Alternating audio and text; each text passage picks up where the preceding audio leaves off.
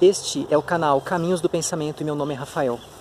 Deus não se importa com você, mas isso não importa, é a pura verdade.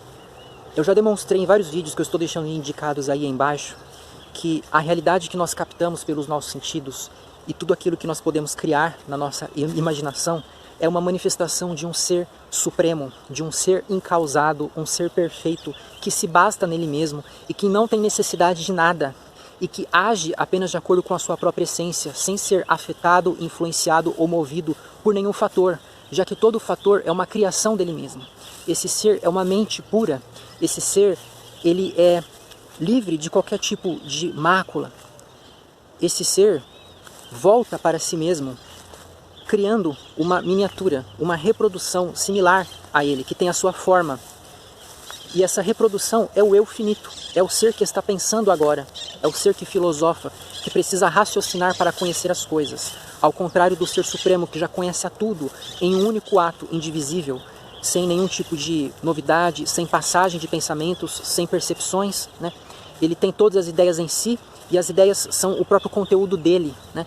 Ele tem infinitas ideias em variados modos, de modo que aquilo que nós seres humanos podemos perceber, aquilo que nós podemos experienciar, é apenas uma fagulha da grande realidade dessa mente suprema, que nós não podemos conceber inteiramente, né? Nós temos apenas uma imagem dela em geral, dentro aqui das nossas condições limitadas, né?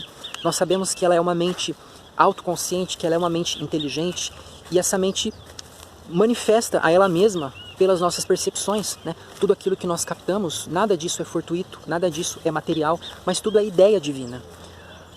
E Deus, gente, simplesmente não é um ser preocupado com alguma coisa, voltado para a sua criação, que tenha algum plano para ela, né? Ou que nos chame para fazer parte de alguma obra. Isso não existe, isso é fantasia das pessoas que criaram mitologias em volta do Ser Supremo. Veja, você é capaz de criar muitos personagens na sua mente, não é? Você pode criar seres que você nunca percebeu, seres que você nunca viu, você pode inventar histórias na sua cabeça com esses personagens. Você se preocupa com eles, né? Esses personagens que você cria na sua mente podem se desvanecer logo depois, sem que você perca nada com isso. Quando você começa a fazer uma história com esse personagem, talvez você se envolva emocionalmente com ele, né? Se você começar a desenhar um personagem, talvez você comece até a criar um laço com ele, como se fosse um ser palpável, principalmente quando você divulga esse trabalho, quando você começa a ficar conhecido por isso. Mas a mente suprema é diferente. Como ela é perfeita, ela faz apenas aquilo que ela deve fazer. Ela faz apenas aquilo que é correto, aquilo que é irrepreensível. E a única coisa que a mente suprema pode buscar é ela mesma, porque não há nada maior, não há nada mais valioso do que ela própria. Ela está no centro dela própria, né? Ela só busca o quê? A manifestação dela. Ela só busca realizar a sua própria vontade. E aquilo que ela faz de acordo com a sua essência e não de acordo com alguma necessidade de algum ser, né? Todos nós somos apenas o quê? Uma criação dessa mente, de acordo com a criatividade dela, de acordo com o seu potencial. Nós mesmos somos uma dobra desse ser, ele que se voltou para si, né? E se encontrou por meio dessa miniatura, dessa reprodução miniaturizada, como eu costumo dizer, que é o eu pensante, é o ser humano, é o eu filosófico, né? Pessoal, a mente suprema nos criou com uma natureza racional, assim como ela mesma é racional, de modo que nós a refletimos, né?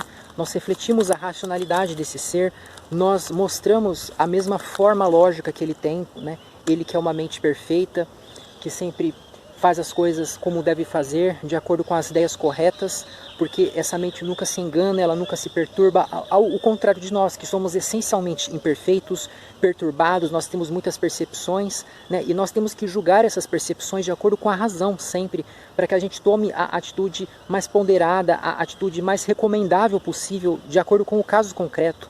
E nós não temos a quem recorrer senão a nossa própria mente racional sempre para tomar as decisões, né? Mesmo quando a gente decide agir de um modo irracional, essa decisão já é pautada na racionalidade, porque nós sabemos que naquele caso a razão pode não dar conta daquilo que tem que ser feito. Então nós nos entregamos a uma irracionalidade que acaba servindo à própria razão, de modo que a razão é a mestre e a juíza de todas as coisas, né? O sentido da vida não está em encontrar algum plano especial que Deus tenha para nós, mas está em nós criarmos, traçarmos os nossos próprios planos de acordo com a nossa criatividade, a gente moldar e pintar essa vida imitando a mente suprema para que nós tenhamos uma vida a mais confortável, a mais sossegada possível, para que nós tenhamos condições de abstrair, de filosofar, de investigar profundamente, para chegar o mais perto possível ao nível dessa mente, dessa supramente, que tem todo o conhecimento, que é perfeitíssima, que sabe de tudo nos mínimos detalhes, porque ela mesma decreta e move todas as coisas. É claro que nós nunca vamos chegar nesse nível, mas nós, seguindo a nossa tendência racional de sempre aspirar ao conhecimento e aspirar ao poder, nós podemos sim, como que imitar, trazer aqui para nós esse procedimento da grande mente.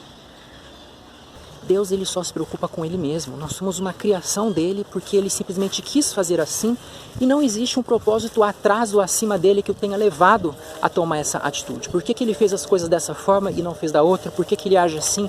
Por que ele age de outro modo? Essas perguntas são vícios da mente, são perguntas absurdas, sabe? Ele faz aquilo que ele deve fazer e ele é assim porque ele teria que ser dessa forma. Quando a gente procura um motivo atrás disso, a gente está como que negando a perfeição de Deus e a gente está buscando alguma coisa anterior, como se houvesse um padrão ao qual ele devesse se conformar, né? Isso é uma prova da nossa carência, da nossa imperfeição. A gente fica procurando alguma coisa além para que a gente possa entender o Supremo, para que a gente possa explicar o Supremo através de alguma coisa, sendo que isso é absurdo, porque como ele é o mais alto de todos, não há nada com base no qual nós possamos julgá-lo.